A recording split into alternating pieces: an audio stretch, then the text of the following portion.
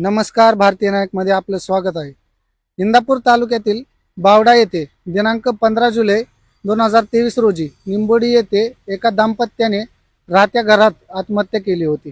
Tata motor finance limited याचे Balaji finance agency यांच्या वसुली गुंडांच्या जाचाला कंटाळून मयत सुलभा संतोष माने व संतोष महादेव माने यांनी घरात गळफास घेऊन आत्महत्या केल्याचा गुन्हा दाखल झाला होता.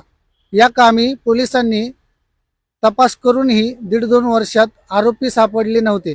परंतु बारामतीचे उपपोलीस विभागीय अधिकारी डॉक्टर सुदर्शन राठोड यांच्या चाणक्य नजरेने व चतुर्बुद्धिमत्तेमुळे बालाजी एजन्सीचे सर्वेसर्वा रुपेश शिंदे यांना ताब्यात घेऊन बावडा पोलीस स्टेशनच्या स्वाधीन केले.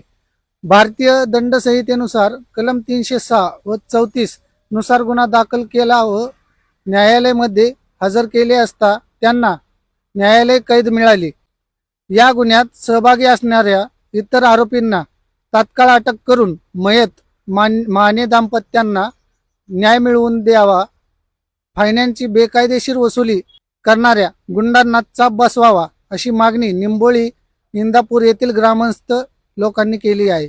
याबाबत भारतीय नायकनेही सक्त बातमी लावल्याने ग्रामस्थ लोकांनी भारतीय नायकचे आभार मानले आहे.